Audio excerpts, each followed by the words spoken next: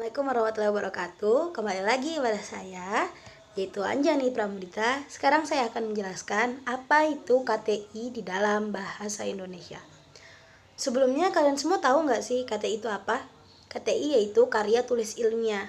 Jadi di sini saya akan menjelaskan apa itu pengertiannya. Terus apa saja ciri-cirinya, strukturnya, dan jenis-jenisnya. Jadi selamat menonton guys. Oke, yang pertama yaitu ada apa sih karya tulis ilmiah itu? Nah, di sini karya tulis ilmiah adalah karya tulis yang dibuat untuk memecahkan suatu permasalahan dengan landasan teori dan metode-metode ilmiah.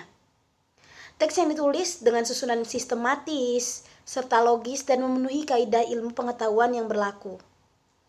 Aspek rasionalitas diutamakan dalam penulisan karya tulis ilmiah, dan permasalahan yang diangkat bersifat objektif dan faktual.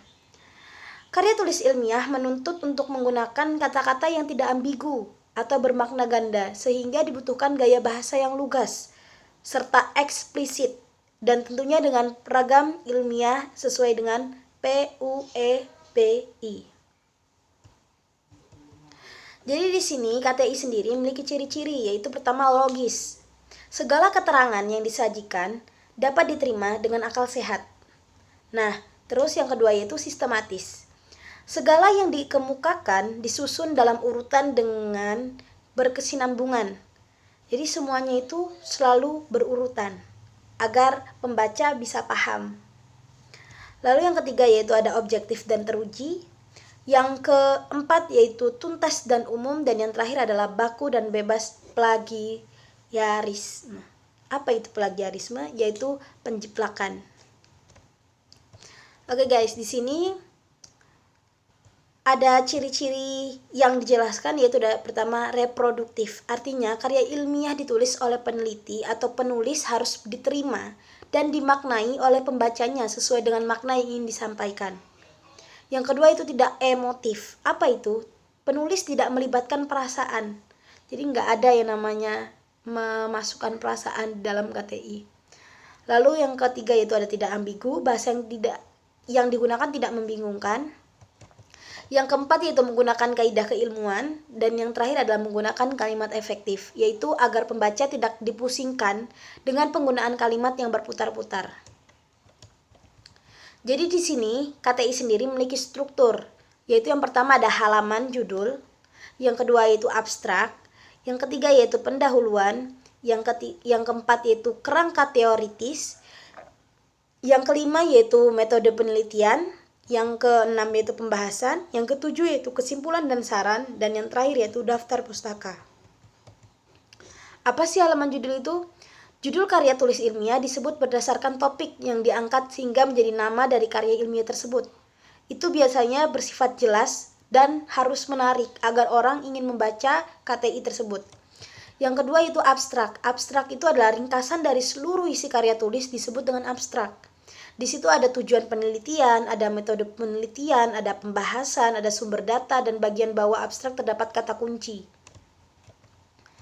Lalu ada yang namanya pendahuluan. Apa sih pendahuluan itu? Yaitu bagian pendahuluan setidaknya di dalamnya terdapat latar belakang masalah, identifikasi masalah, pembatasan masalah, perumusan masalah, tujuan pembahasan, dan kemaknawian tulisan. Ada pula metode penelitian. Metode penelitian yaitu metode atau prosedur penelitian menjadi petunjuk penulis untuk meneliti dengan langkah-langkah yang benar. Ada dua metode, yaitu metode kualitatif dan metode kuantitatif. Lalu seterusnya ada kerangka teoritis. Kerangka teoritis berisi penjelasan tentang hasil kajian terhadap teori dan hasil-hasil penelitian yang sudah ada. Lalu ada pembahasan. Apa yang tertulis pada bagian kerangka teoritis akan digunakan semaksimalnya pada bagian ini. Penulis akan menggunakan daya analisisnya secara objektif tergantung pada metode yang dipilih. Itu di dalam pembahasan. Lalu ada kesimpulan dan saran. Kesimpulan berisi pemaknaan dari awal pembahasan hingga akhir, yang ditulis secara singkat, padat, dan jelas. Sedangkan saran berisi anjuran penulis dari hasil penelitian yang telah dibahas. Lalu yang terakhir yaitu ada daftar pustaka. Karya ilmiah wajib menyertakan sumber, karena jika tidak ada akan dianggap sebagai plagiarisme atau plagiaris. Kita lanjut, yaitu di jenis-jenis KTI. Yaitu ada 3 jenis. Yang pertama ada artikel, yang kedua ada makalah, yang ketiga ada skripsi. Sebenarnya ada banyak lagi, tetapi yang di sini dicantumkan oleh teman-teman saya dari kelompok 4, dia mencantumkan 3 ini.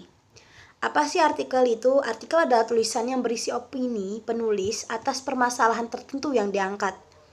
Sedangkan makalah adalah jenis karya tulis ilmiah yang dalam proses penulisannya dibutuhkan data studi, lapangan, sehingga bersifat empiris dan objektif. Dan yang ketiga yaitu dari skripsi. Skripsi tersebut adalah jenis karya tulis ilmiah yang disusun oleh mahasiswa untuk mendapatkan gelar strata atau S1. Di sini ada lagi contoh jenis-jenisnya, itu work paper. Work paper atau kertas kerja adalah jenis karya tulis ilmiah yang hampir mirip dengan makalah, tetapi analisisnya lebih mendalam. Sedangkan paper yaitu jenis karya tulis ilmiah yang populer pada kalangan mahasiswa. Strukturnya mirip dengan makalah, tetapi lebih sederhana. Permasalahan lebih dipersempit agar dapat terfokus pada satu titik.